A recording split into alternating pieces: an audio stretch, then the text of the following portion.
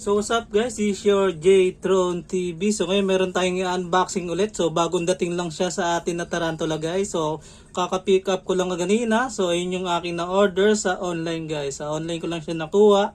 Dahil mahirap makakuha nito sa mga shop guys. So yun nga guys, so meron tayo dito guys is ito yung pinaka-enclosure natin. So ito yung DIY na enclosure lang natin syempre. So lagi, pinautasan lang natin yan. Then yung bamboo. Then meron tayong water dish. So yan, meron tayong coco pit. So yun nga guys, so papakita ko na sa inyo yung aking na-order guys. Siyempre magsisimula muna tayo sa pinakamaliit guys. So nakuha ko tong tarantula na to, sling lang to guys ha, maliit lang ho to. So kung nakikita nyo, napakaganda rin ng kanyang enclosure guys. So tayo natin siyang buksan guys ha. Ang pangalan nito guys is ito guys, so Mexican Redney guys. So di ko na mabasa yung Mexican language kaya doon lang tayo sa Redney guys. So kung nakikita nyo, ayun ho siya guys. Maliit pa siya, maliit. So pupukusan natin. Maliit pa ho siya, maliit. So pwede natin siya i-open. Hindi naman siguro tatalon to eh.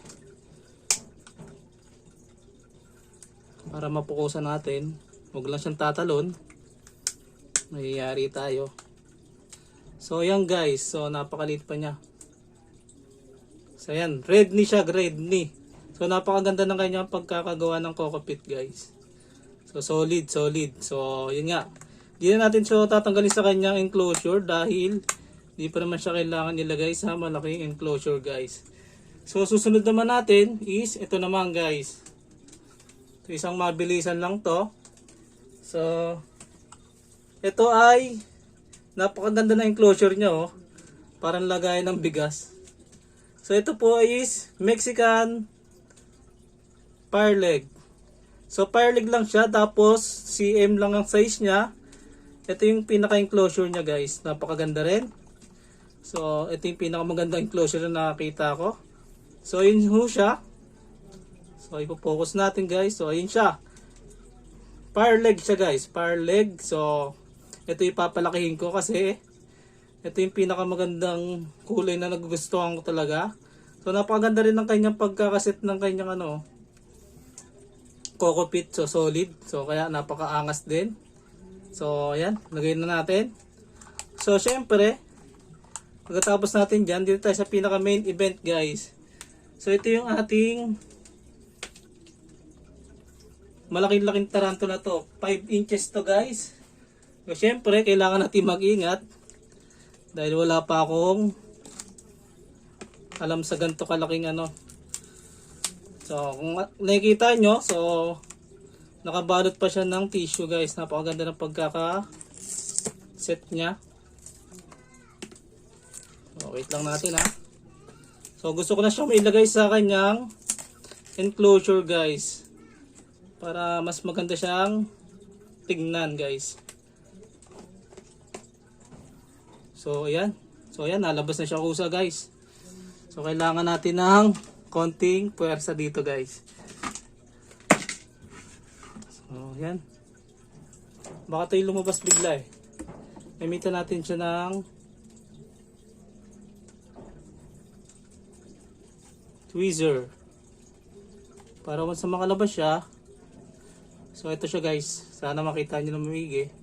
So napakaganda niya guys oh. So fire leg siya guys, fire leg. So kung nakikita nyo, napaka solid. So napakaangas niya guys. So ayos. Solid to nakuha ko, fire leg. So ito na, lalagyan na siya sa kanyang enclosure. So sana hindi siya matakot. So i-rerecta ko siya sa kanyang bamboo. Dito idol. Pasok ko sa bamboo. Basta dyan. Medyo kinakabahan ako dahil bago lang din ako magtarantula. Gusto ko lang mag-alaga guys. So sana hindi siya umalis niya sa pwesto niya para makita natin siya ng buong buo. Kaso parang balak niya pa atang magtago. So di pa ako marunong maghawak ng gagamba guys. Kaya hindi ko pa siya hinahawakan. So yan, medyo panot yung kanyang likod. Siguro stress siya sa kanyang amo guys. Pero sa akin yan, hindi yan may stress guys. Kaya goods na goods na yan guys. So yun lamang guys. So papakita ko lang sa inyo yung aking bagong alaga guys. So meron din tayong kakakuha lang din na lots guys. So maliliit lang para sa ating mga sling type na tarantula guys. So yan, kaka-order ko lang yan. Siyempre meron din tayong super worm. So super worm natin guys, yan. Piso isa. Mura na yan. So yun lamang guys. So sana may nag-enjoy kayo sa aking video. So yun lamang yung aking mapapakita sa inyo. So yun lamang guys, kasi nagtago na rin si Parleg natin na medyo stress siya dahil kalbo yung kanyang likod. So sana susunod niya mawala yung stress niya rito dahil napakaganda ng enclosure niya. Kaya yun nga, once again, this is your J-Tron TV.